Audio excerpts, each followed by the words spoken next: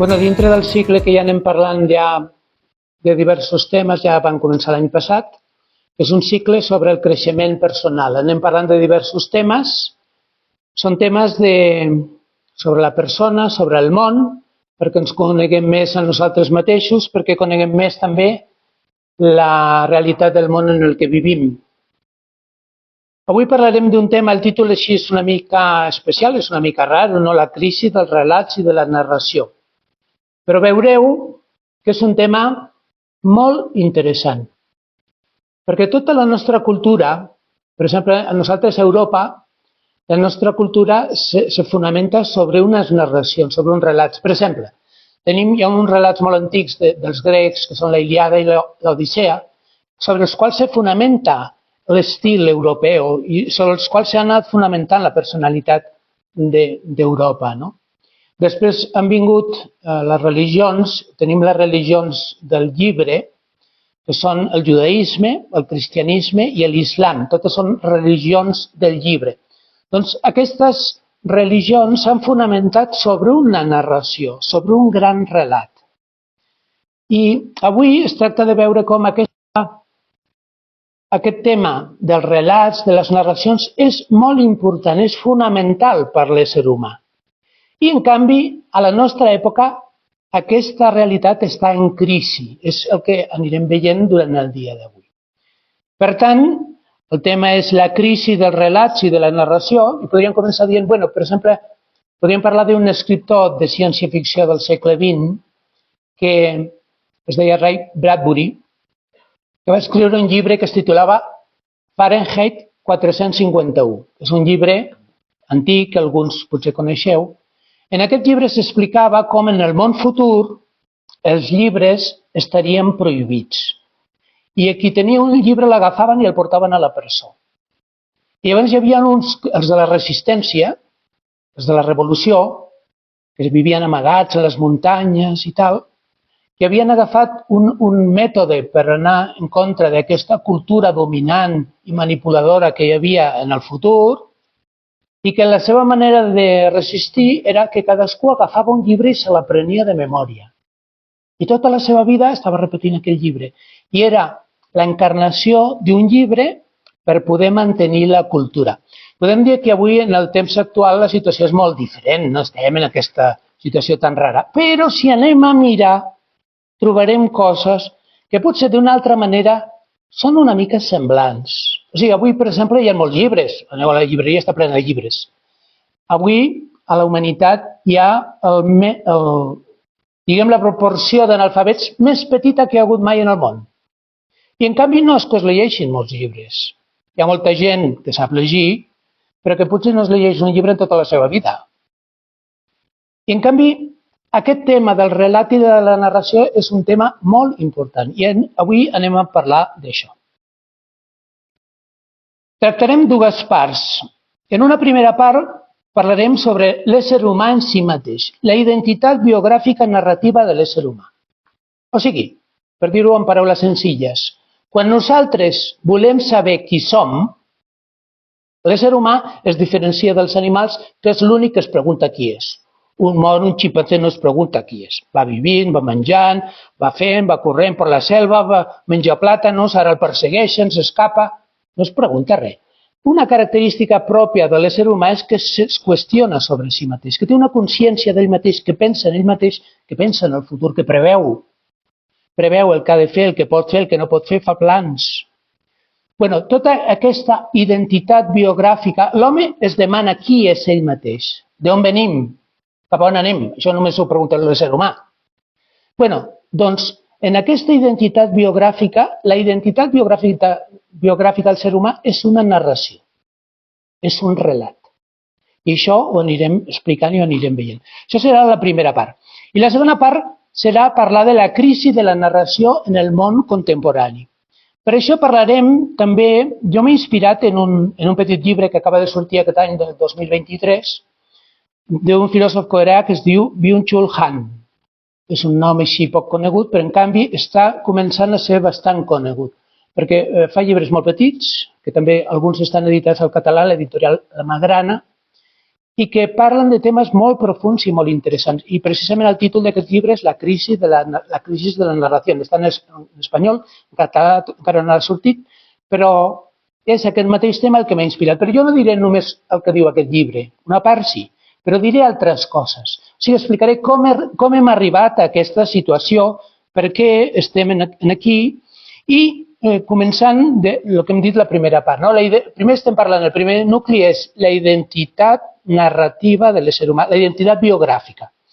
La identitat humana en la consciència, dins la nostra consciència, quan nosaltres anem prenent consciència de qui som, això ho anem donant forma amb una forma d'un relat, d'una biografia. I això és molt senzill. Quan un nen ve al món, primer és un, perdoneu, però perquè ens entenguem, és un tros de carn i de mans que es mouen i uns ulls que miren i no sap ben bé què fa. Per què? Perquè el nen està rebent multitud d'estímuls, està tenint moltes sensacions, però no sap què fer amb això. Llavors, instintivament, hi ha uns elements que li ajuden a anar-se trobant ell mateix, i el primer, estem dissenyats evolutivament per reconèixer els rostres. Quan veu un rostre no és el mateix que la llum, que el soroll, que és una cosa important. Llavors el nen fixa la mirada, perquè evolutivament el primer que ha de fer l'ésser humà és establir vincles humans que siguin substancials, que siguin vincles d'amor, d'apego, que diuen tradicionalment la psicologia. Després comença a dir unes paraules, mamà, papà, etc. I després, amb el pas del temps, comença a establir una identitat que agafa la forma d'un relat. O sigui, jo soc tal persona, ella és la meva mare, és la mama, ell és el papa, els altres són els tiets, això és el gos, i s'hi va aprenent coses. Quan un nen és petit, necessita que l'expliquin contes. Jo un dels records més antics que tinc de la meva vida és la meva àvia, jo al llit, i explicant-me a la meva àvia un conte. Per què? Perquè necessitem que ens expliquin històries. Perquè les històries posen ordre en el món. Nosaltres som vulnerables, tenim por i necessitem trobar el sentit de les coses. L'ésser humà és l'únic que necessita trobar sentit a la seva vida. Els altres no, els animals van vivint, van fent, es deixen portar per la seva biologia, pels seus instints, per les seves reaccions també psíquiques. Els animals també tenen reaccions psíquiques, però no són tan complexes com l'ésser humà. En canvi, l'ésser humà necessita trobar sentit a les coses. No li serveix qualsevol cosa, sinó que ha d'entendre, ha de captar perquè ha de donar un sentit a les coses. Llavors, un nen, quan escolta els contes, aprèn a relacionar totes les coses que troba al seu voltant. I al seu voltant és ell mateix, els altres, les altres persones i les coses. I els contes l'ajuden a donar forma amb el seu cap a aquesta mentalitat personal. Per tant, en el nostre cap anem rebent aquesta identitat com una identitat biogràfica, un relat amb el qual jo soc tal persona, soc de tal família, soc de tal país, soc de tal equip de futbol, soc del Barça, no, jo soc de l'Espanyol. Sí, anem trobant en relacions i contradiccions amb altres, el tio és de l'Espanyol, però jo soc del Barça. Llavors, amb això jo me dono a mi mateix una explicació de qui soc, de cap a on vaig, què vull, què faig a la meva vida. Llavors hi ha un procés de construcció narrativa. Hi ha les sensacions, les percepcions, les emocions, hi ha la memòria, les experiències passades, conscients i inconscients, i la interpretació que fem les coses, amb les experiències que anem vivint, amb tot això i amb les creences rebudes que el meu pare em diu no facis això, que és dolent. Bueno, se'm fica a mi al cap una cosa que això és dolent. I amb tot això, amb aquest poti-poti, vaig fent el relat biogràfic de la meva vida. Jo qui soc? Jo soc això.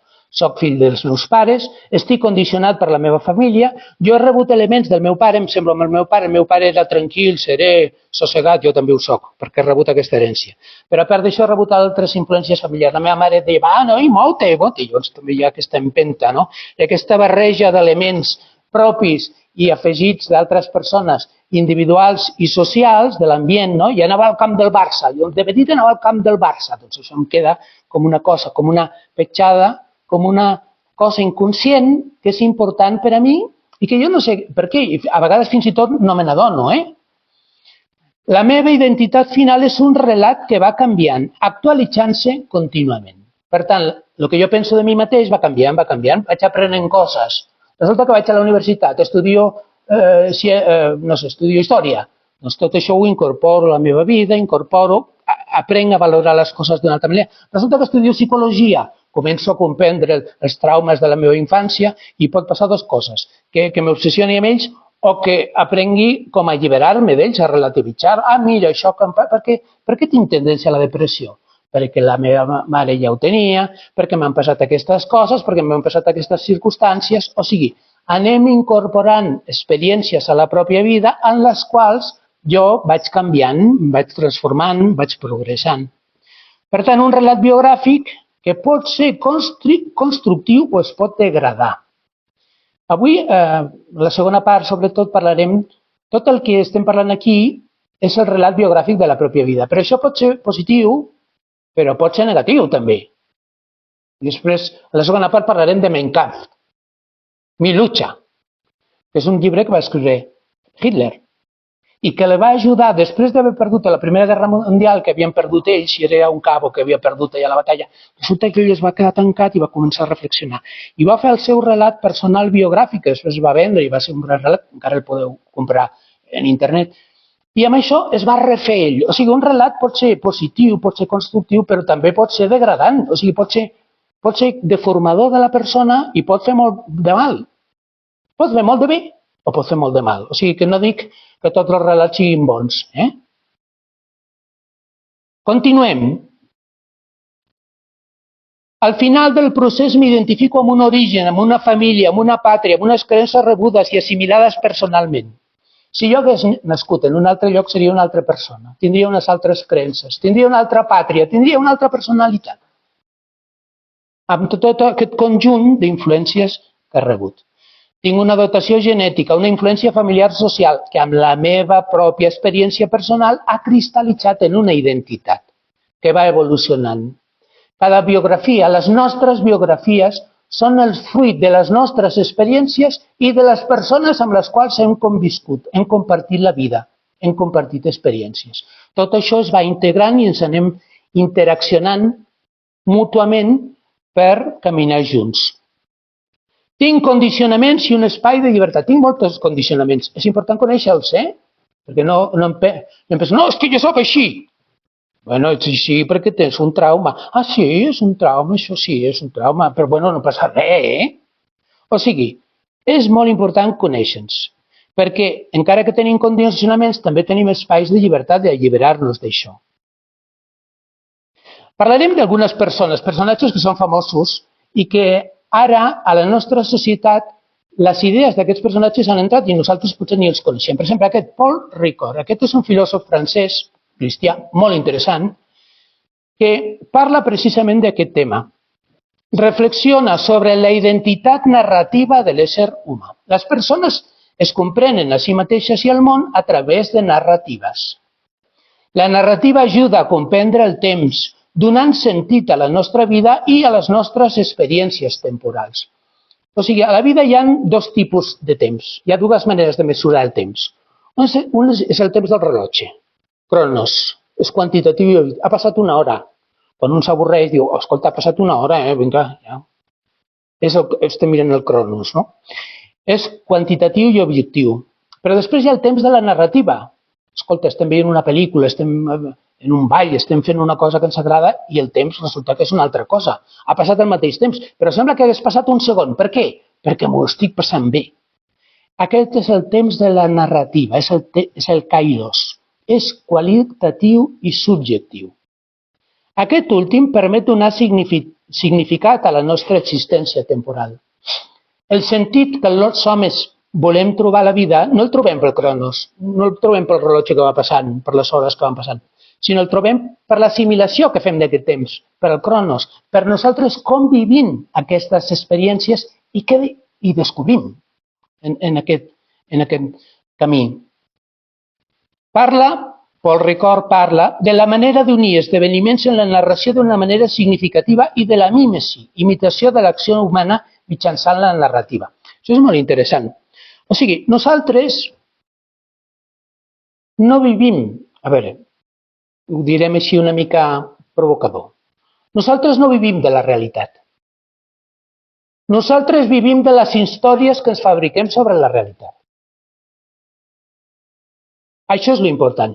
Nosaltres agafem una sèrie d'elements, els que creiem que són significatius, els anem triant i amb això fem la nostra història.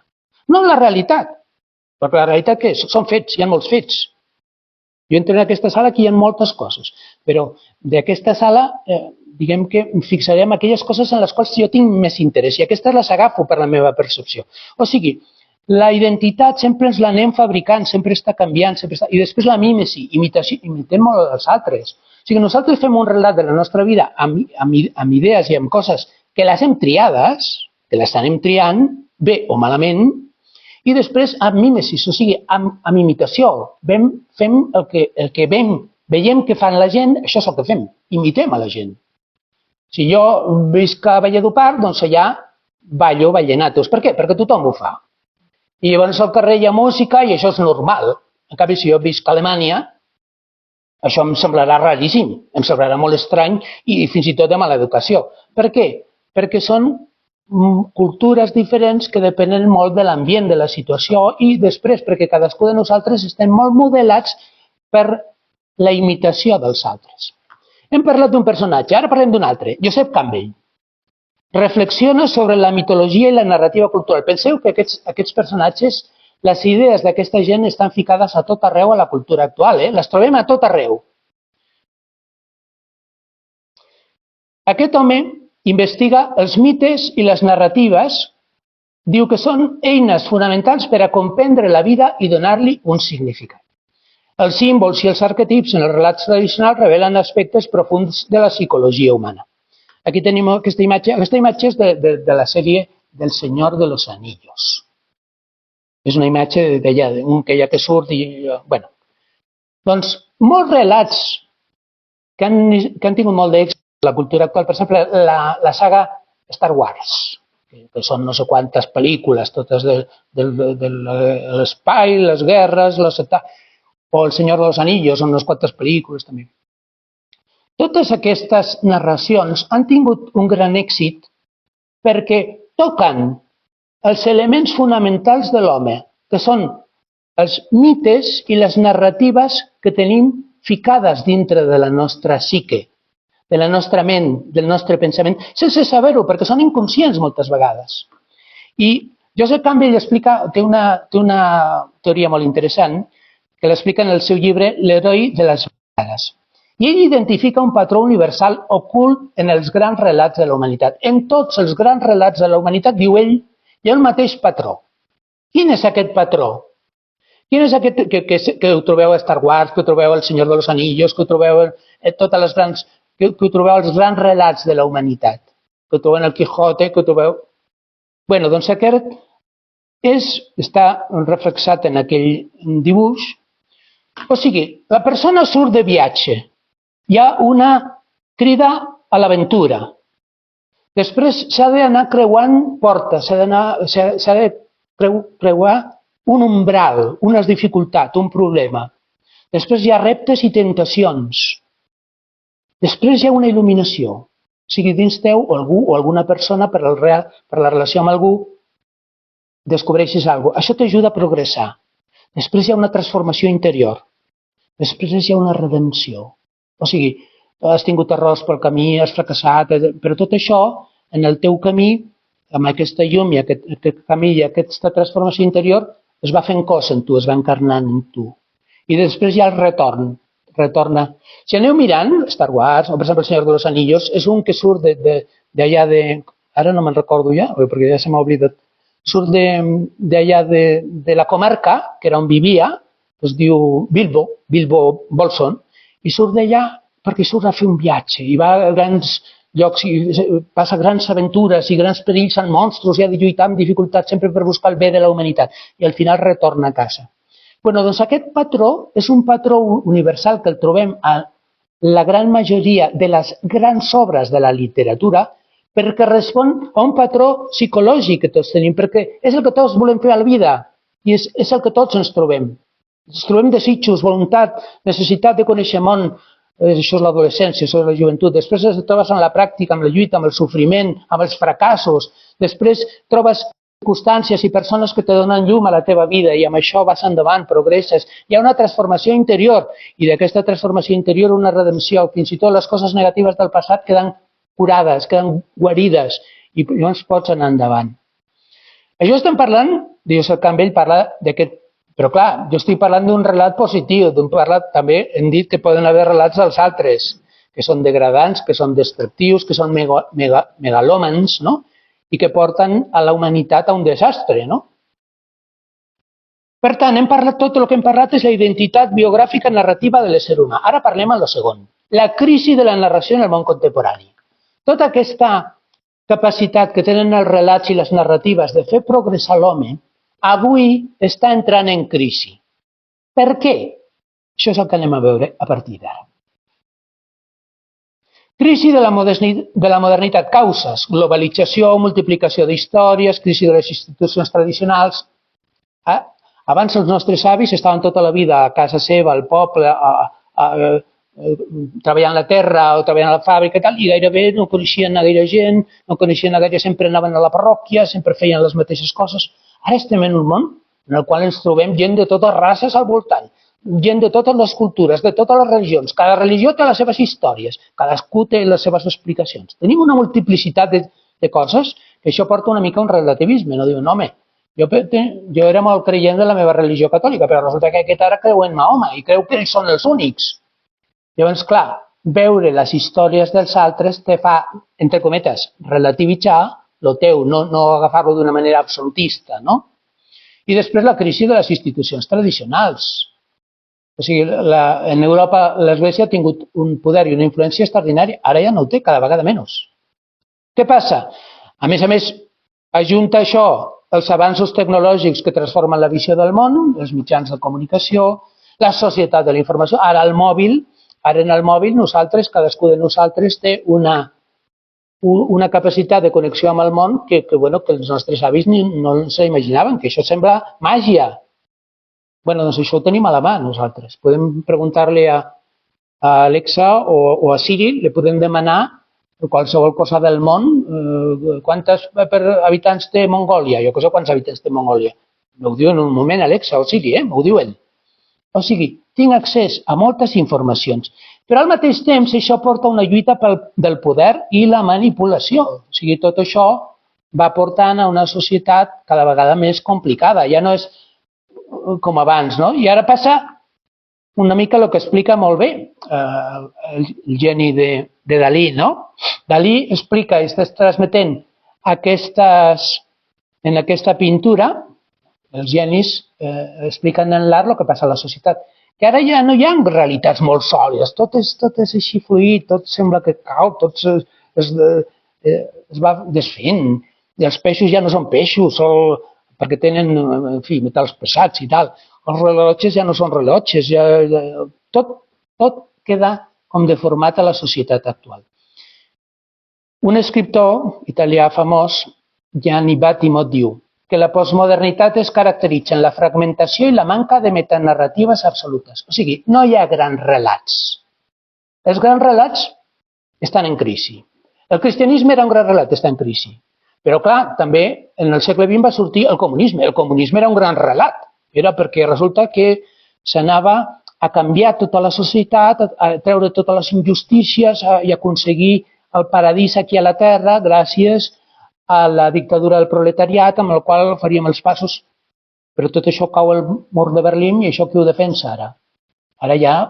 O sigui, es defensen idees i les idees d'aquests autors s'han anat infiltrant en la societat.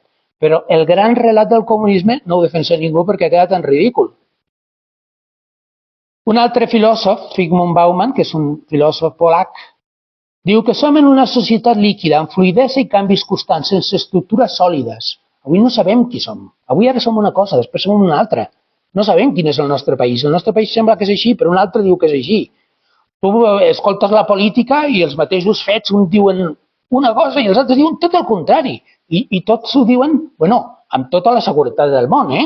Sembla que estan veient Déu cara a cara quan estan dient les seves coses quan realment el que estan dient són unes opinions que canvien en un moment i després si ara diu això i després fa l'altre. No importa, ja, com que no hi ha veritats absolutes, ara anem fent, tu, cadascú que faci el que pugui.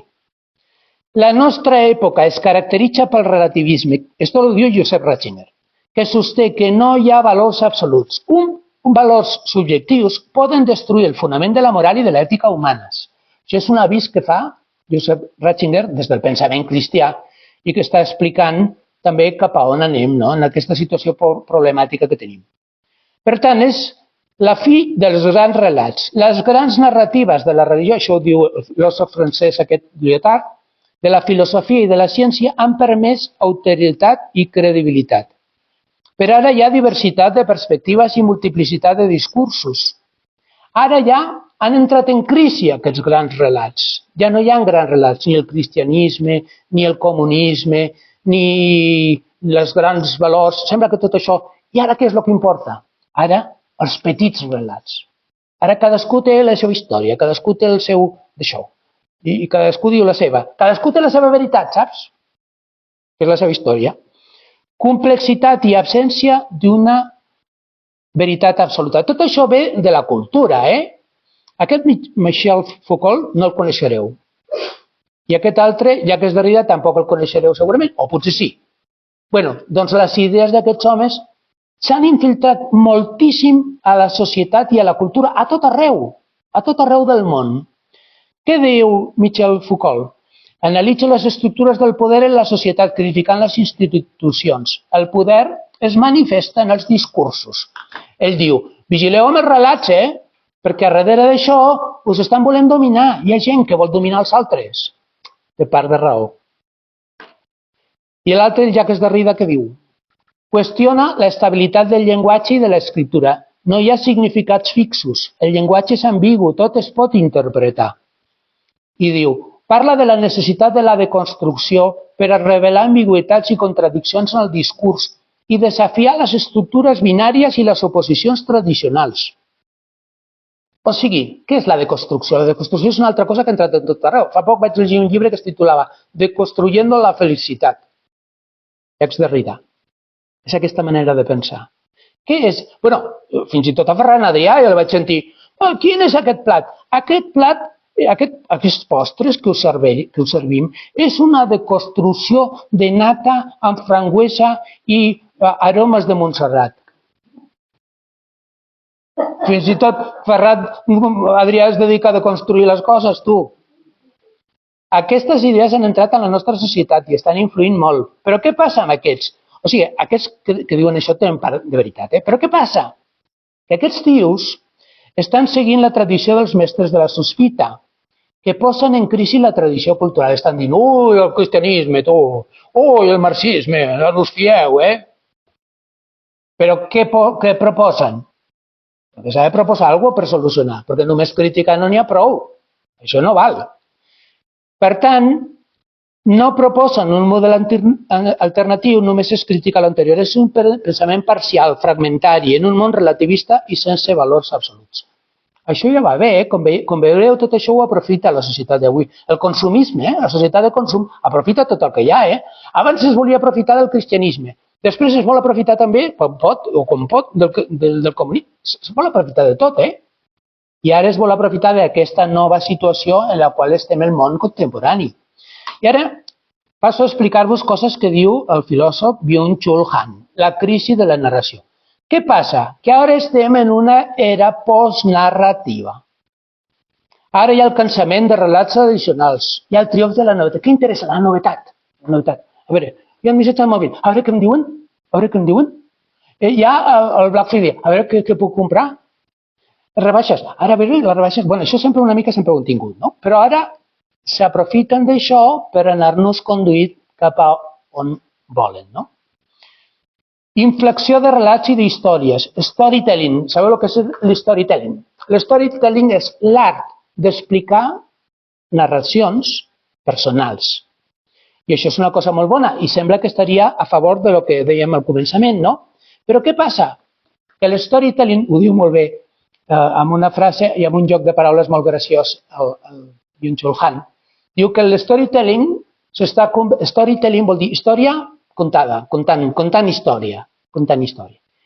El storytelling s'està transformant en storytelling, vendre història, venent històries. O sigui, tot això ara s'aprofita per als mitjans de comunicació per vendre't una història.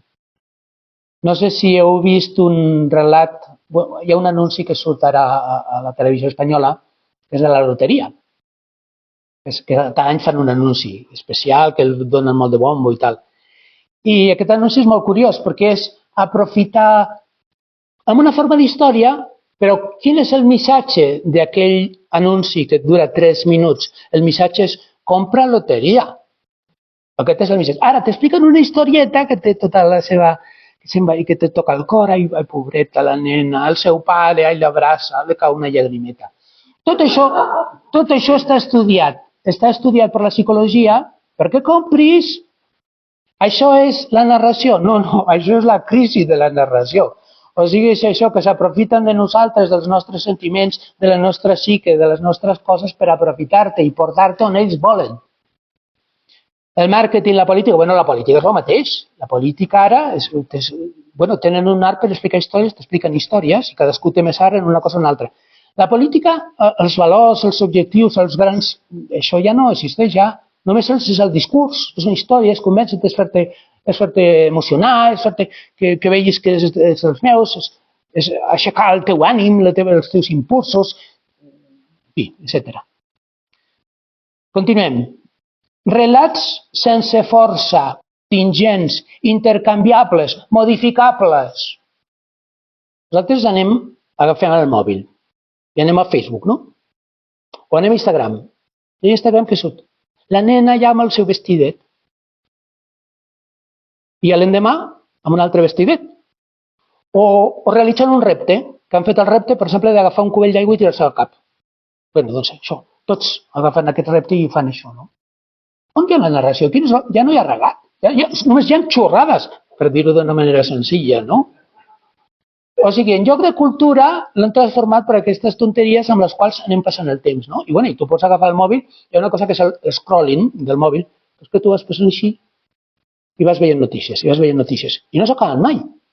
I les notícies, ja el teu mòbil, que és molt intel·ligent, el mòbil ja penseu que és més intel·ligent que nosaltres, eh? Nosaltres som el tonto i el mòbil és l'intel·ligent. Per això diuen smartphone, que és telèfon intel·ligent. Doncs el mòbil te va passant totes aquelles notícies que sap que t'agraden. I te pots passar ja 2 hores, allà passant notícies, i algunes interessants. Home, això té algunes coses bones, perquè a vegades l'algoritme d'internet te pot portar coses que t'interessen realment, coses que sí, però després s'aprofiten de tu i volen que passis allà 2 hores, i en 2 hores les companyies cobren de les cases de publicitat, s'aprofiten de tu. I els relats són sense força, contingents, o sigui, no tenen valor, intercanviables, modificables. El capitalisme s'apropia dels relats per la societat de consum, relats per emocionar i vendre. Agenda de treball, producció, consum, distracció. Això ho va dient el Byung-Chul Han, En el món el que interessa és que produeixis, però després que estiguis distret també, saps? Sensacions i emocions que dominen l'inconscient. I després, oblit dels rituals que acompanyaven la vida. Abans hi havia uns rituals, tu. Anaven a batejar el nen. Potser un era religiós o no, però era un ritus. Era un acte social, tenia un significat, era el nen que ja venia, que ja estava en la societat, que tothom l'acollia. Ara tot això es va desdibuixant, es va oblidant, es va deformant, es va com diluint, no? Va perdent el seu significat, no? Un altre aspecte que parla, de la comunitat a l'individualisme. Les narracions creen comunitat, una comunitat narrativa. La narració necessita escolta, relaxació, oblit de si i acollida de l'altre. Les narracions generen pensament i saviesa, cultura, comuniquen i consoliden l'experiència humana que es transmet per generacions. Per això penseu que mirant l'Instagram es pot trobar? No. Allà un va passant, va veient imatges, va veient sense, ai, quina gràcia, ai, que maca, o els gatets d'internet. Te pots passar hores mirant gatets. Cosa que de tant en tant va bé, però vull dir que no ens dominin, que no ens manipulin, que sapiguem el que fem, que ho fem perquè sabem el que fem. La memòria humana és selectiva i narrativa, no acumula dades, la selecciona i interpreta, donant-li sentit. Tot aquest procés de narració, d'integració a la meva vida dels elements que jo vull, que volen ser significatius, tot això s'està perdent. Perquè ara tot són imatges. Tot són imatges. La societat consumista fa servir els relats per emocionar i conduir la gent per un camí, cap al consumisme. No crea comunitats sinó individus aïllats, consumidors manipulables, amb moltes dades que les desorienten. Sorgeixen narratives deformades, populismes, nacionalismes, tribalismes, trames conspiranoiques. Què està passant en el món d'avui amb els moviments populistes? Amb el Donald Trump als Estats Units, que diuen que Bolsonaro, que si tal, que si qual, que si Vox en Espanya, què diuen, per exemple? Què està passant? Que la gent necessita tornar als relats. I llavors pot haver grups o moviments que s'aprofiten d'aquesta necessitat humana per donar relats, per donar solucions clares a problemes complicats. És el que diu Trump. Bueno, tot això és mentida, tota la política és mentida, jo vendré aquí i ho arreglaré tot. Sí, home. Ves-te'n a fiar d'això, tu. En la postmodernitat tardana falten narratives estables i profundes que generin comunitat. Tot això que estic dient, tota aquesta part, és tot del John Hahn, ho he tret del seu llibre. Estem a la societat de la informació. La societat actual substitueix la narració per la informació. Són tot informacions, una informació. Després passa una altra, després passa una altra. Però no acabes d'agafar com un fil. No saps què està passant, perquè són informacions moltes emocionals. Hi ha la periodista, no?, que està allà i tal, i els nens, bueno, sí, és veritat, no? Però te fas una idea del que està passant allà, moltes vegades no. Són informació i narració, això ho diu el Byung-Chul Han, són enemics. Si tu reps molta informació, no saps què fer amb ella, no tens temps d'integrar-la, necessites silenci, necessites maduració, necessites reflexió per integrar totes les coses, trobar-li un sentit i trobar cap on s'ha d'anar. Si són moltes informacions que van passant a les notícies, i després les notícies, i després les notícies, tot es va intercanviant, canviant una a l'altra i al final te quedes sense res. La narració busca l'ésser que es constitueix amb experiències humanes, uneix moments i circumstàncies, selecciona algunes dades i genera una història amb sentit. Imagineu-vos els indis allà. Havien estat tot el dia allà caçant búfals, llavors a la nit era el moment de descansar, treballat fort, estaven descansant, s'ajuntaven allà entorn al foc, estaven escalfant i explicaven històries. Agafaven històries dels avis, agafaven històries... I aquestes històries, als joves, els ajuda a integrar-se en una comunitat, les ajuda a trobar sentit a les coses, les ajuda a veure per què el tiet Indio Piel Roja resulta que ha fet això amb el bisonte, perquè aquesta és la millor manera que ell ha trobat al llarg de la seva vida per caçar bisontes. Totes les nostres històries es transmetien en un ambient familiar de relaxació en el qual ajudava les persones a integrar-se. Tot això ara està canviant. Per contra, la informació actual busca dades, els fets, els acumula sense transmetre sentit ni direcció. Avui estem més informats i desorientats que mai. La llau d'informació canviant afavoreix la manipulació inconscient. Quan tenim moltes informacions, no sabem amb què ens quedem, però hi ha algú que sí que ho sap, perquè va manipulant la cosa perquè et vagis quedant amb aquella idea que repeteix més, amb això et quedes al final. Que fa que estem més desorientats que mai, perquè no tenim temps a integrar-les en una personalitat, en un discerniment, en un criteri de les coses. Avui apenas es llegeixen llibres, passem temps en pantalles i plataformes i les seves petites històries ens atrauen i sedueixen. Una nova forma de domini, refinada i intel·ligent, amb aparença de llibertat. El més bo de tot això és que creiem que som molt lliures. La digitalització i les xarxes socials augmenten el problema. El present es dilueix en instants fugaços, imatges visuals, històries petites amb les quals ens mostrem i escenifiquem. Ens mostrem a nosaltres mateixos. Jo per què poso una imatge al Facebook o a l'Instagram? Perquè em vegin, perquè vull que m'estimin, perquè vull que vegin que soc guapo, que he trobat un bon vestit, que m'ho estic passant bé. Després potser no és així, però jo vull que es vegi això. Una societat de la transparència. La narració ens permet d'autoconèixer-nos i conèixer els altres. Les dades, en canvi, no. Els fets en si no diuen res. Ha passat això, sí, però quin significat té això? L'important és que jo sàpiga el que vol dir això, no el fet. Ha vingut aquí, ha vingut aquest, ha vingut aquest. Ha vingut sí, però ens hem barallat. No, o ens hem estimat, o què? L'important és el contingut, el significat, cap a on anem. Les històries de les xarxes socials són autocontemplacions que ens aïllen en una bombolla comunicativa superficial.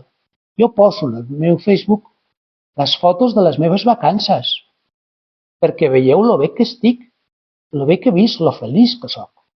És una autoexposició, és una autocontemplació. Me contemplo a mi mateix bé i t'ofereixo aquesta contemplació als altres.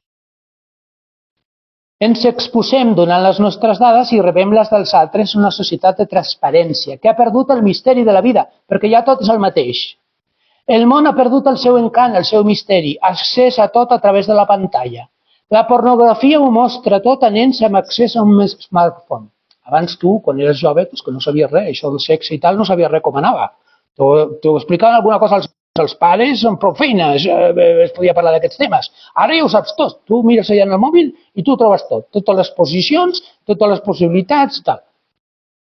Això és una narració que forma la persona. És tot el contrari. És una manipulació. És la imatge que deforma la persona. La vida perd la seva màgia i el seu atractiu. Hi ha nanos de 14 anys que ja ho han fet tot. No els parlis de l'amor d'enamorar-se, això són xorrades. Ja ho han experimentat tot, es pensen ells.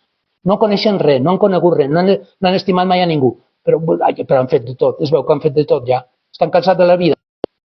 Per què? Perquè no han integrat a la seva vida les experiències autènticament humanes. I per això han tingut dades, han tingut coneixements, han tingut coses, ja tot ho poden buscar al mòbil, però vol dir que ho coneguin? No. Simplement són dades que passen per aquí sense fer accent aquí, a les neurones, sinó que passen i es substitueixen per altres. Perdem la sensibilitat per gaudir de la vida. Només la narració pot recollir la riquesa de l'experiència humana, del món i dels altres, respectant el seu misteri que s'oculta i es revela progressivament.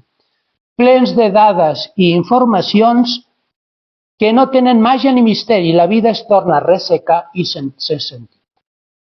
Com veieu, són unes reflexions molt interessants i molt profundes de part d'aquest autor, Byung-Chul Han.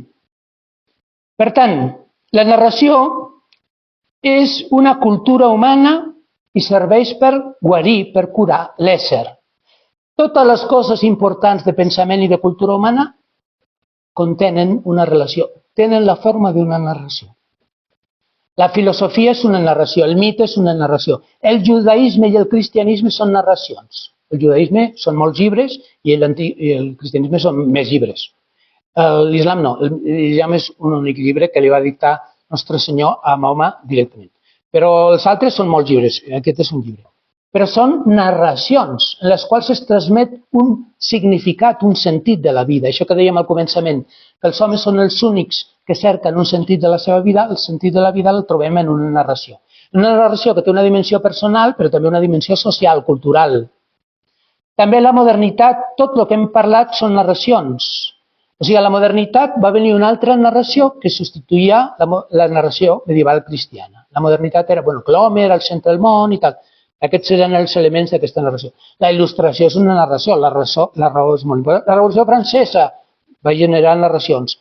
Els filòsofs, Kant, Nietzsche, tots els pensadors, en el fons, pensar no és altra cosa que narrar.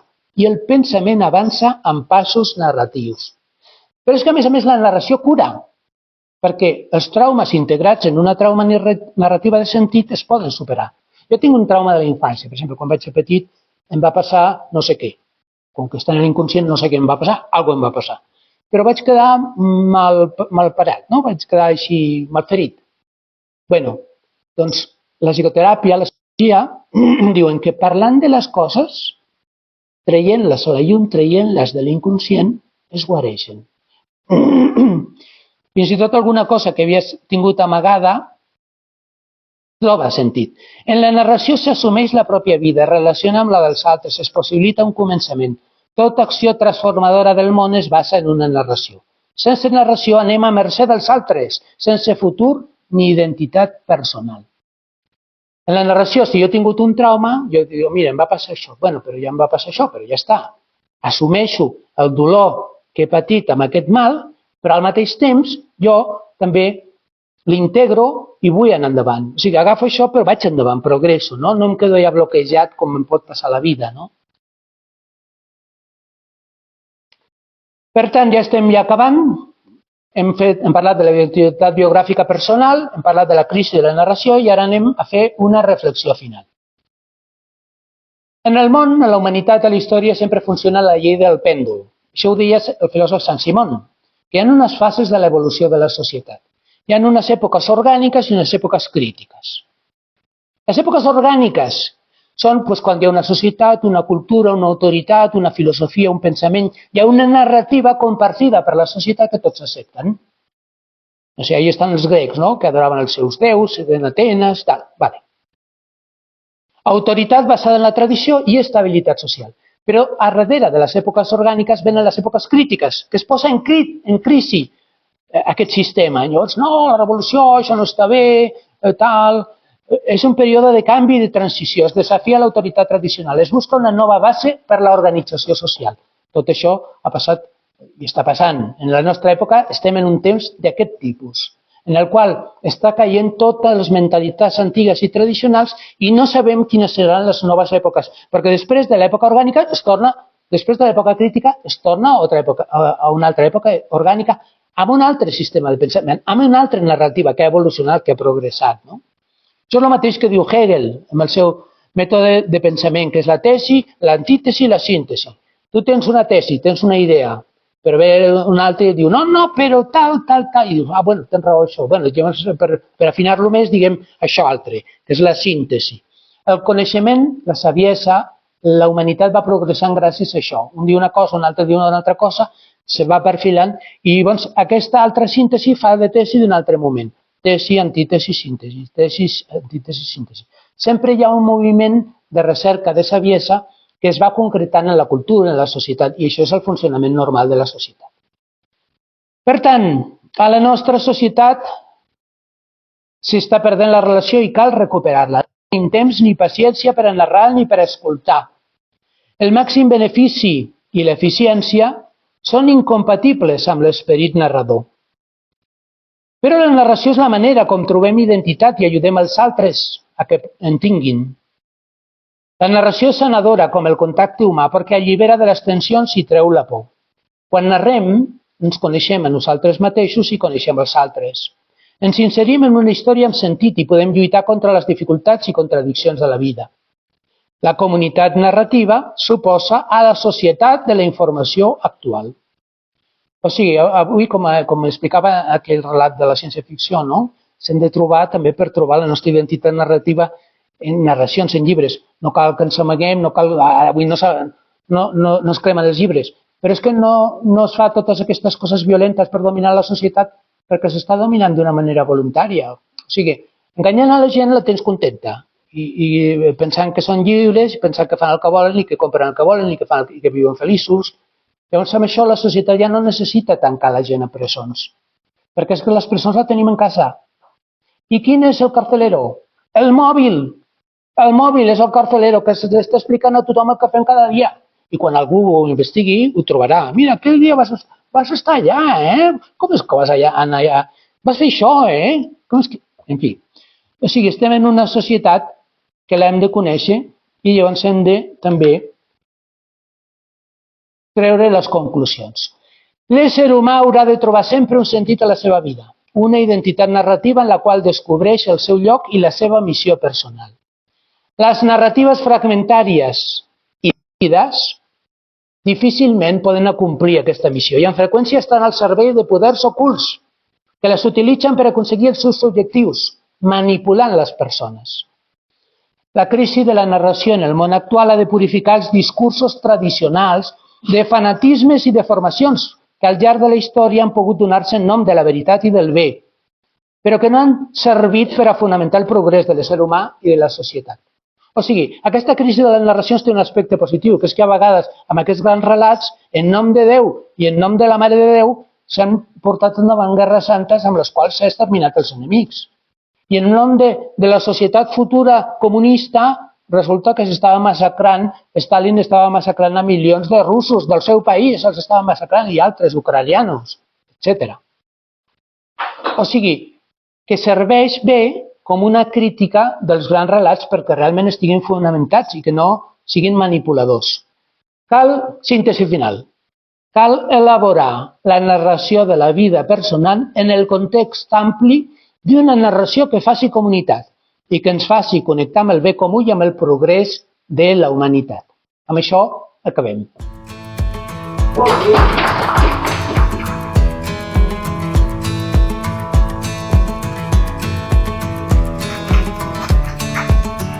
Bueno, si voleu ara comentem o dialoguem o...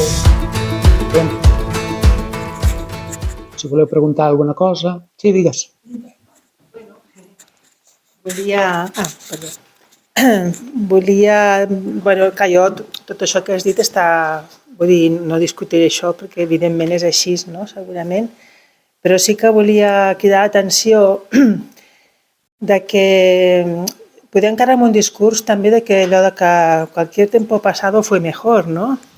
I pensar que els grans relats del cristianisme, del judaïsme, del marxisme, o de que eren millors que els d'ara.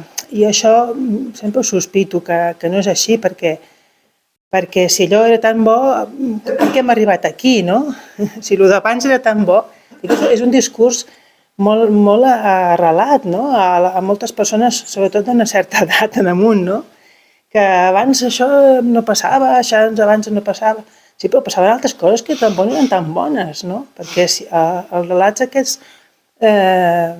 d'Homero, de la Ilíada, de l'Odissea, primer són relats moltes vegades amb un punt d'autoritarisme, de masclisme fins i tot, no? En tota aquesta exposició que has fet no ha sortit cap dona, no sé què pensen les dones filòsofes, no? Però vull dir, tots els relats antics han fomentat molt l'autoritarisme, la violència, perquè normalment són héroes que surten i s'han de barallar, han de matar no sé qui, vull dir, que també fomenten valors que no serien tampoc del tot d'això, no? Sempre són herois, la majoria de vegades són herois, homes, i les dones estan allà sempre de comparsa, no? Per fer possible que l'heroi... O sigui, és un discurs que té moltes coses bones, no diria pas que no, no? Però trobo que falta aquesta altra part també, no? Llavors, clar, si els discursos antics o les narratives han desaparegut, potser és perquè necessitem unes de noves, que les estem buscant, perquè al mateix temps que, clar, ara és molt fumut que hi hagi, que si el Milei, que si el Trump i tal. Sí, però és que al segle XVII hi havia el Lluís XV, que era el rei sol. Vull dir, era millor allò que el Trump? Doncs no ho sé, tot és fumut, no?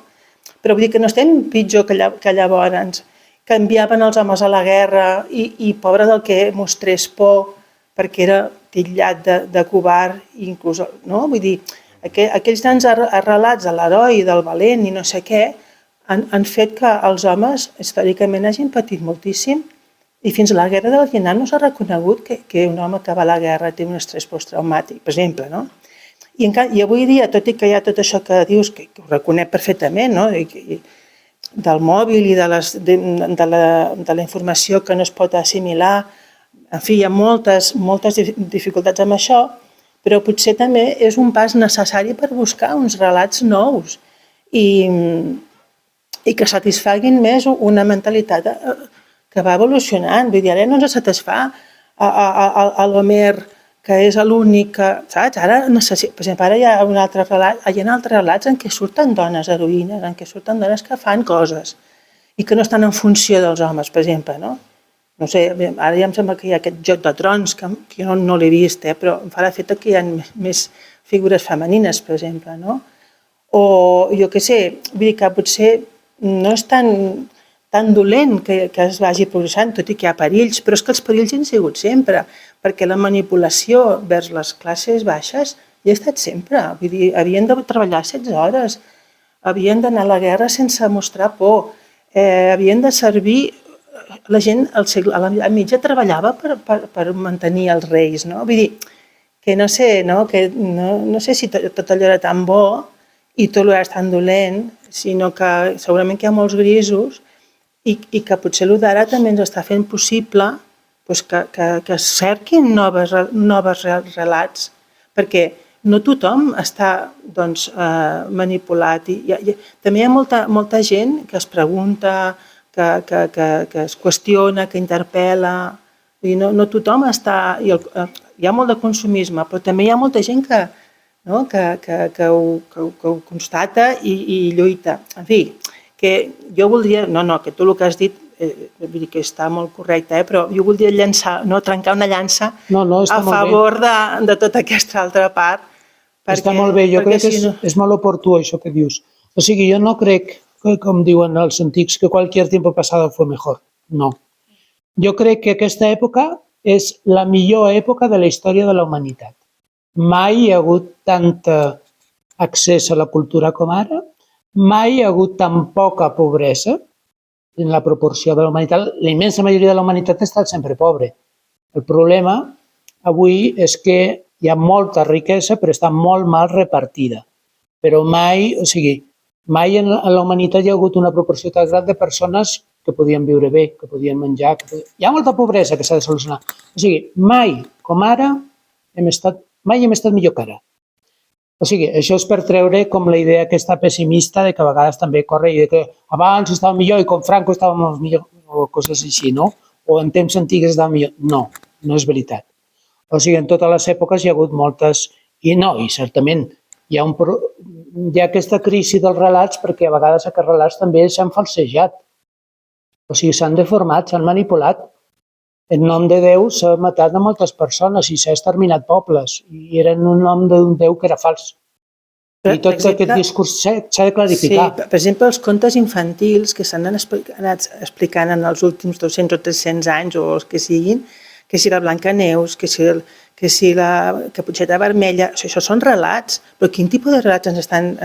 No? Vull dir, si els mires ara amb una mentalitat més moderna, són terribles aquests relats, perquè estan perpetuant unes desigualtats i unes mentalitats que no... Però amb això hi ha un progrés de la humanitat. Exacte. O sigui, hi ha un progrés i en aquest camí anem. El que passa que al mateix temps que podem dir que ara estem millor que mai, també podem dir que ara podem destruir el món. I això mai havia passat. O sigui, que els perills són molt més grans que no han hagut mai. O sigui, no, per una banda hi ha moltes coses que han millorat i hi ha moltes coses que han de progressar i la dona s'ha de trobar el seu espai a totes les cultures, perquè totes les cultures, la majoria de les cultures han estat masclistes, la majoria dels relats han estat en aquesta línia. Quin sentit té això? Per què la majoria de les cultures... Això és un altre tema interessant que s'hauria d'investigar i aprofundir, però que això s'ha d'evolucionar, ha de progressar i que ara és el moment, ara acaba de dir el papa. La dona és un pecat, diu, que s'ha de masculinitzar l'Església.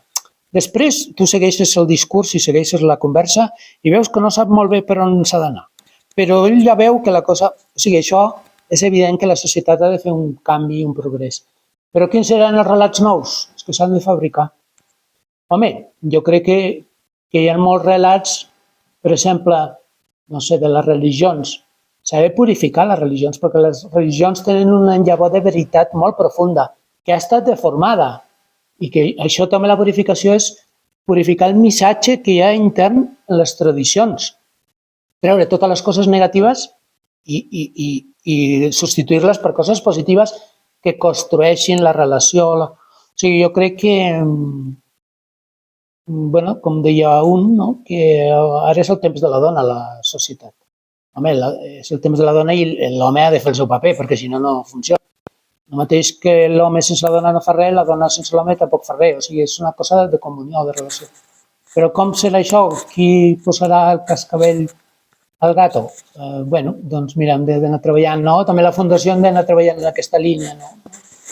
I anar creant també aquestes narratives que recullin aquests elements positius de la tradició i renoven els negatius i vagin transformant i traient moltes coses que no estan amagades i coses que s'han fet malament, no? No, jo estic d'acord amb tu.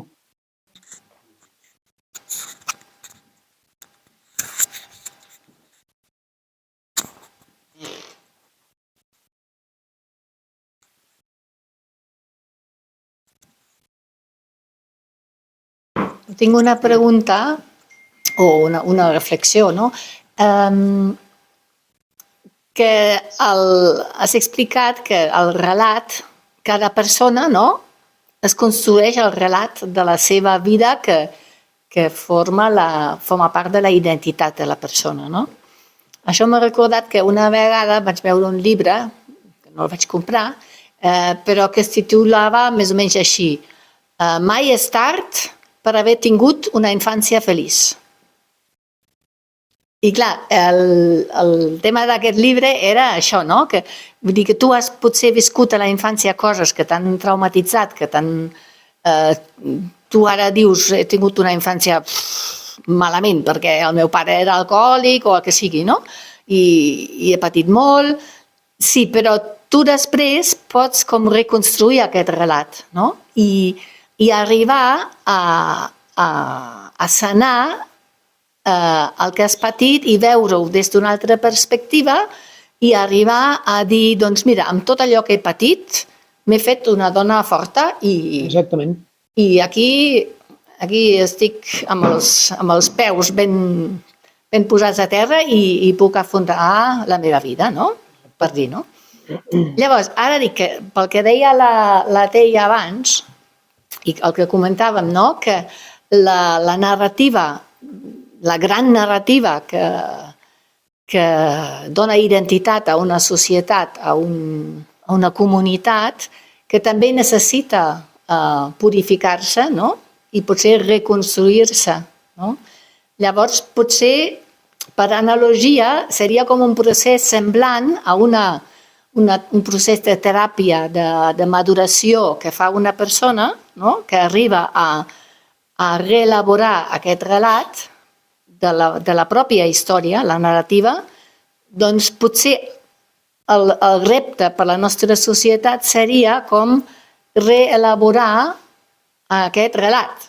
Perquè ara el primer que et diuen això, per exemple, en relació amb l'Església, no? Ai, els abusos, ai, les creuades, ai, aquestes coses, no? Que són, jo diria que són com equivalent als traumes, no? És com un pare alcohòlic, no? Que et traumatitza, no? Llavors, no sé, dic que potser hauríem de fer com un treball de refer aquest relat i trobar-hi una llum i un sentit i per poder anar endavant. Sí. Això és importantíssim. És important, això ho ha de fer cadascú personalment en la seva pròpia vida, perquè a la vida hi ha moltes coses que no ens passen com nosaltres volem que ens passin, i llavors les hem d'integrar, les hem d'assimilar, i es tracta d'assimilar-les d'una manera constructiva. I el que diu, o sigui, el trasfons del tema d'avui és que la narració ben feta té aquesta capacitat d'integrar fins i tot el negatiu, fer-lo com un estímul perquè sigui positiu, no? O sigui, tu has tingut un trauma, això és les persones, però també són les institucions que ho han de fer, això. Han de reelegir els fets, no amagar-los, sinó expressar-los, descobrir-los i interpretar-los d'una manera que ajudi a un creixement, que ajudi a la maduresa. I això és per a tot. Serveix per als països, serveix per les colonitzacions, serveix per l'Església, per la evangelització, serveix per totes les institucions que tenen temps. Sempre, per la condició humana, sempre hi ha coses, errors, dificultats, problemes. Això és lo normal, lo natural. I qui això no ho vol assumir té un problema, perquè és que viu una vida idealitzada i els problemes, com fa la psicologia humana, fa això. Quan hi ha alguna cosa que no la volem assumir, la tirem a l'inconscient. Però que estigui a l'inconscient no vol dir que no existeixi, sinó que està treballant des d'allà. I és pitjor, perquè està treballant sense que tu sàpigues què fa.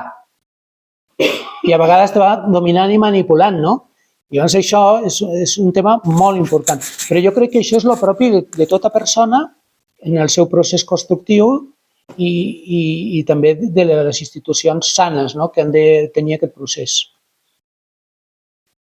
Tu has parlat del cristianisme com un relat, com n'hi ha d'altres, altres religions, el comunisme, etc. I tu i els autors d'avui dia, no?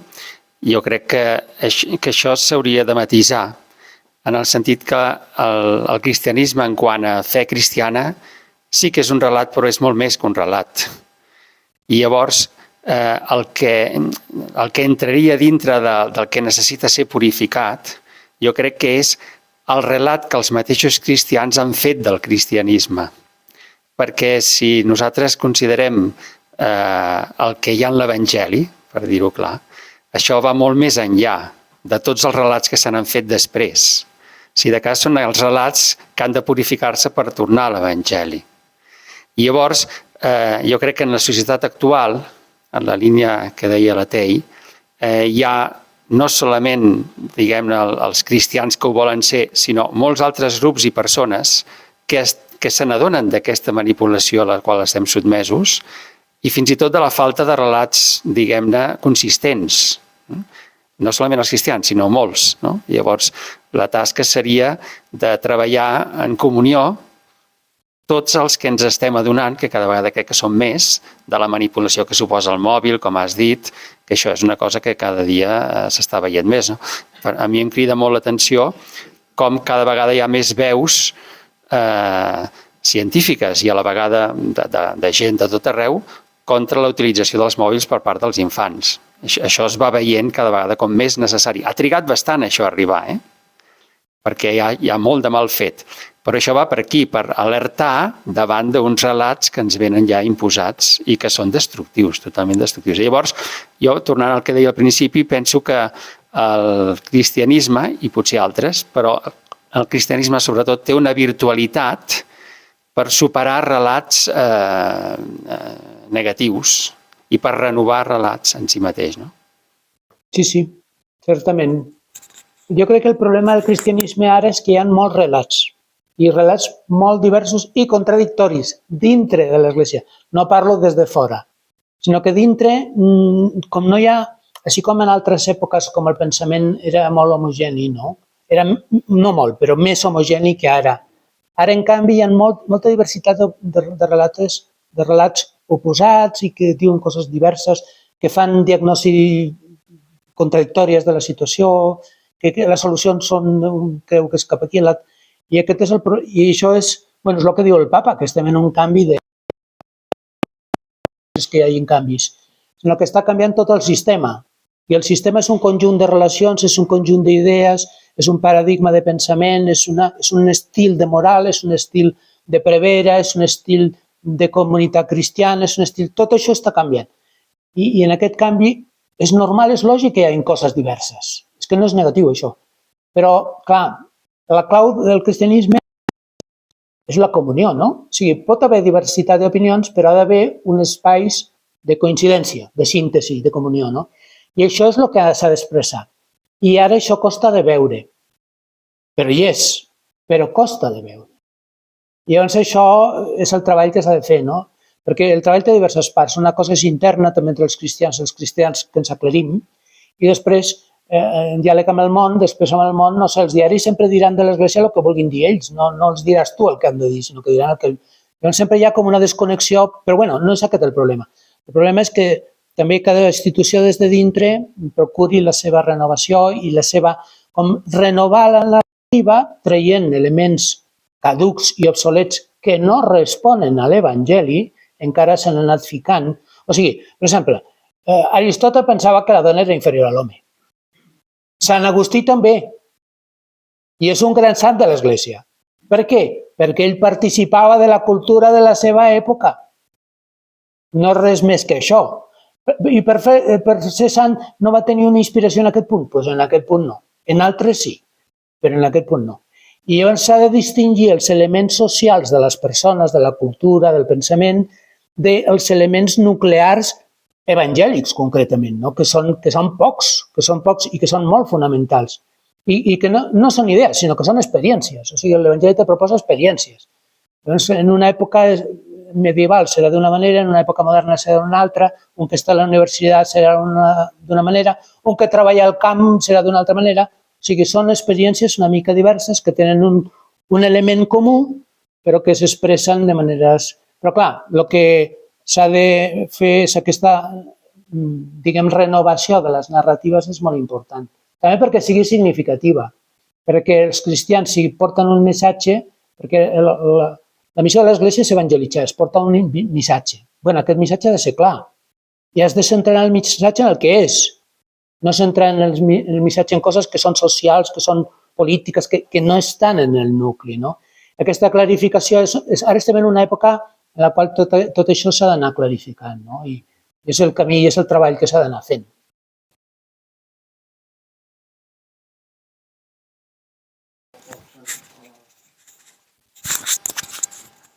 Francesc a vegades deia, en els bisbes els deia, no em dongueu mentalitat. I jo crec que la cosa va per aquí, no? Perquè moltes vegades els bisbes, en lloc de donar la vostra mentalitat, no? No em dongueu la vostra mentalitat, sinó l'Evangeli. Sí, en lloc de l'Evangeli, doncs, una interpretació, uns relats que no tenen, és a dir, una interpretació de la realitat que no correspon a l'Evangeli, per dir, no? Sinó que correspon a un context cultural, social. I llavors, clar, jo crec que, per exemple, en el cas de l'Església, s'està arribant a un moment de col·lapse en aquest sentit, no? En el sentit que no hi ha hagut una renovació, és a dir, una reinterpretació de la realitat, vull dir, corresponent als temps o la realitat present, diguem. Jo recordo un professor que tenia jo d'Història de l'Església fa uns anys, quan vaig estudiar Teologia, que deia que l'Església sempre ha estat malament. O sigui que no cal estranyar-se. O sigui, el miracle de l'Església és que enmig de la història Déu hi és present i tira endavant l'Església i fa sortir els elements positius com a llavors d'una manera misteriosa. No? Nosaltres voldríem que la nostra família, que jo mateix fos el més maco, que la meva família fos la millor, que la meva institució, que la meva església fos tota clara, bonica i enlluernadora, i no ho som així. Llavors, des de la pròpia realitat, com el misteri de l'Església jo crec que també és aquest. O sigui, el papa ara ja vol fer moltes reformes, moltes sembla que no pot. Per què? És un misteri. Són dolents els que s'oposen a les reformes del papa? Potser sí o potser no, jo no ho sé, per això no ho puc dir. Però és un misteri, és el misteri de l'Església. I en el misteri de l'Església el que la fa endavant és la presència de Déu en ella. I això està assegurat, que Jesús ja ho va dir en l'Evangeli de Mateu. Jo estaré amb vosaltres fins a la fi del món. Es tracta de creure i actuar en conseqüència i procurar que en allò que sembla que és autèntic de Jesús, recolzar-lo, no? Jesús necessita que el recolzem. Per què? Perquè ell demana la nostra llibertat, perquè ell ha volgut, amb la seva infinita misericòrdia, ha volgut dependre de nosaltres per portar les seves reformes al món i per portar el seu missatge al món. És tan totpoderós que ha volgut fer-se completament pobre per dependre de nosaltres i que nosaltres fem la tasca. I si no la fem, ell s'espera, com que ell no té paciència perquè ja està ressuscitat i 1000 anys és igual que un dia, ell va esperant. Nosaltres sí que tenim pressa, o l'hauríem de tenir almenys. I el misteri és aquest, no? Aquesta lluita no? entre la... I en la situació actual passa això. Hi ha unes reformes, hi ha persones que tenen una claredat, les reformes que s'han de fer, i alguns ens falta paciència per veure-les realitzades. També és veritat, també és veritat. Però bueno, amb tot això hem d'anar endavant, no? Bueno.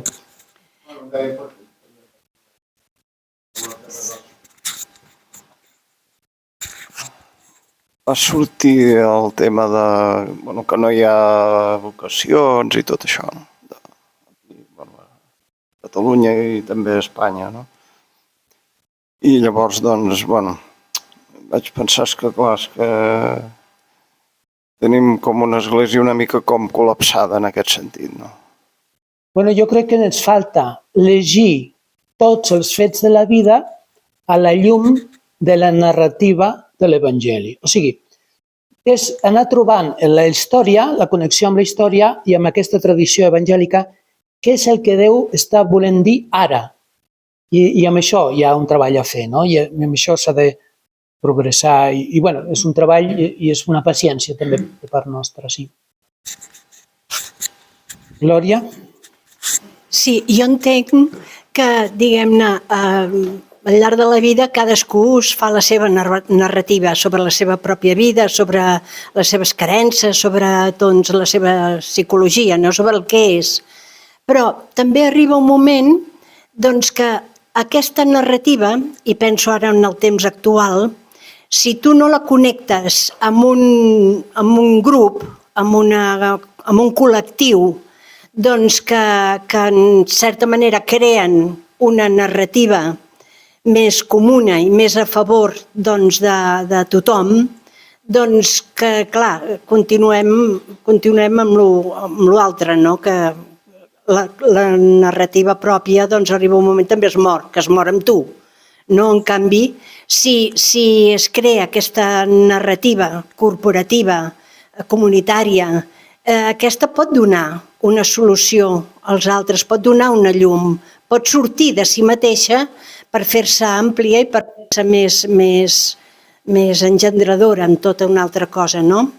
Jo crec que així perquè també és l'experiència que jo he viscut i visc, no? Sí. I crec que ara en els temps actuals, tot i que el mòbil tendeix a que cadascú es tanqui en si mateix, també el mateix mòbil et dona la possibilitat d'expandir-te i de poder expressar molt el que tu penses o el que som, no? Un conjunt. Sí. Així és, certament. No, i bueno, aquest filòsof coreà que he comentat, ell parla molt d'això. O sigui, la narració personal sempre s'ha d'integrar en una comunitat narrativa. O sigui, nosaltres som socials, necessitem una dimensió de relació del nostre relat. No podem viure capficats en el nostre món, en el nostre món tancat on ens fem la nostra història, no? Perquè això seria malaltís. Lo humà, lo natural és la comunitat narrativa en la qual ens integrem, ens interpel·lem mútuament, ens il·luminem mútuament. Tot això és fonamental. No sé si he donat una idea una mica negativa de la tecnologia. Jo soc molt fan de la tecnologia. Potser he expressat una mica tot el contrari del que... O sigui, però també, clar, crec que és molt important. Jo també, quan treballem aquests temes, és per conèixer més la realitat i els perills, és per conèixer-nos més, per conèixer més el món en el que vivim. No és per rebutjar o tenir un pessimisme o una visió negativa de les coses. Estem en el món de la tecnologia, no podem lluitar contra això. Es tracta d'administrar-lo bé, de conduir-lo cap al bé, no? Jo volia dir, referent al que ha dit l'Úrsula, hi ha un cas claríssim del que has explicat al principi, que és que fa 2 anys aquí va venir un psicòleg català molt important, el Toni Bolinches, i em vaig llegir un dels seus llibres i ell explica que quan ell era petit el seu pare era alcohòlic i ell ho va passar malament, però va ser com un punxó que el va portar a estudiar psicologia i ser un gran psicòleg a nivell, no sé quin nivell, però és una persona molt coneguda, almenys aquí a Catalunya, com un exemple del que deia l'Úrsula. I després, també amb el tema aquest del mòbil, clar, jo veig a l'institut que passen coses molt... que els primers anys no passaven, no? Almenys l'institut que estic jo, els primers anys deien és l'institut més tranquil de Catalunya. Però últimament, aquests últims anys, baralles al pati, entre nens, entre nenes. L'any passat 2 nenes li van trencar un dit amb una professora que intentava separar-les. Després també nens de primer d'ESO o de segon. Veus allà que sembla que es vagin a barallar, veus allà un pilot de nens i nenes i resulta que un nen li vol dir a una nena que l'estima. I clar, van tots allà com si fos una pel·lícula, unes històries. I clar, jo penso que potser aquesta violència, aquestes baralles, la causa per mi serien els mòbils, no? Que ells veuen pel·lícules violentes. Bé, és una reflexió que també volia oferir. Molt bé, gràcies.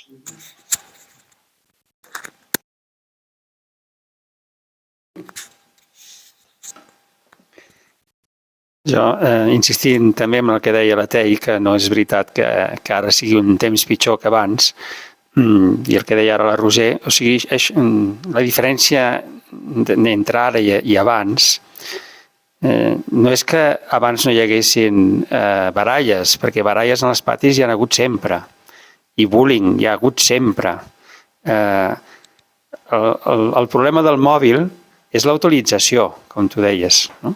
I de la tecnologia en general. És a dir, la tecnologia té moltíssims avantatges, però és la utilització perniciosa que se'n fa. Llavors, el que sembla bastant clar és que els infants no han d'utilitzar el mòbil fins a una certa edat. Això no va en contra de la tecnologia, sinó que va a favor dels infants.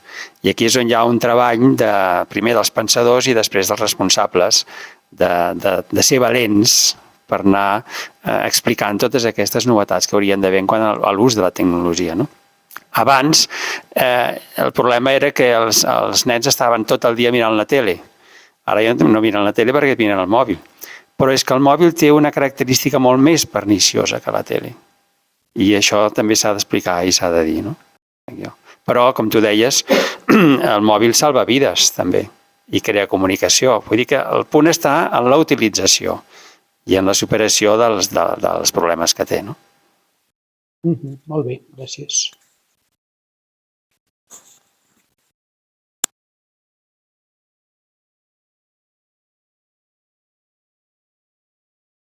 Bueno, si no hi ha res més, continuarem en el proper trimestre amb una altra...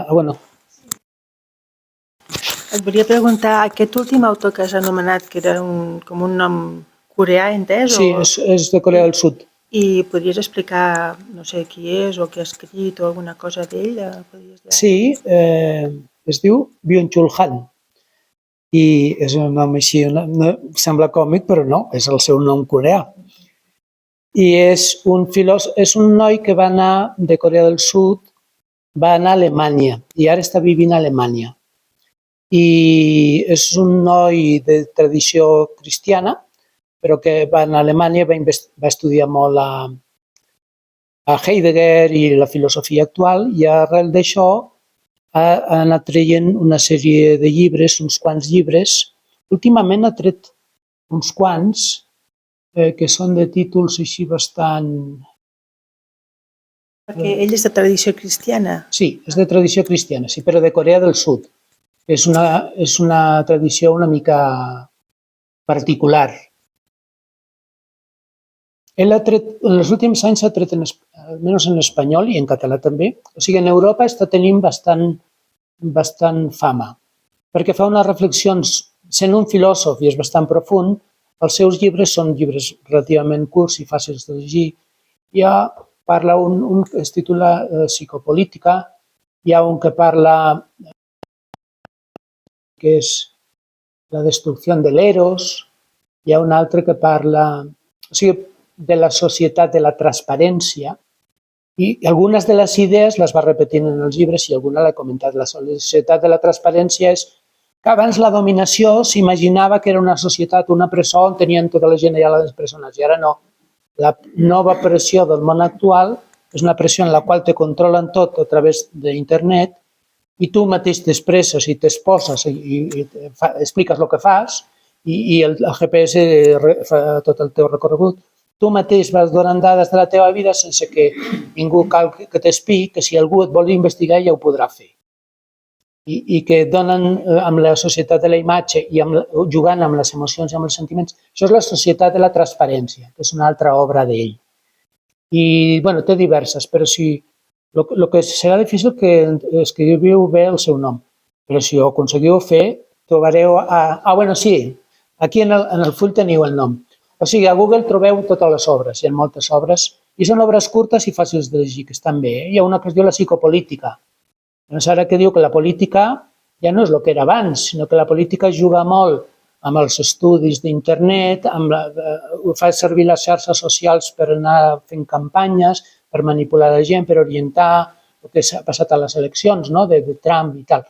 Doncs tot això és la manera com el món actual integra la realitat actual aprofitant pels seus interessos. No? I ara no me'n recordo dels altres noms dels seus llibres, però bueno, ho trobeu a Google bé. I és bastant jove i està vivint a Alemanya actualment. I curiosament està tenint bastant èxit en espanyol, a Espanya, es tradueix al català també, està tenint bastant èxit a França, a Alemanya una mica, però a Corea una mica, però no tant. O sigui, la síntesi que ell fa venint a viure a Europa és atractiva per a un pensament europeu inquiet.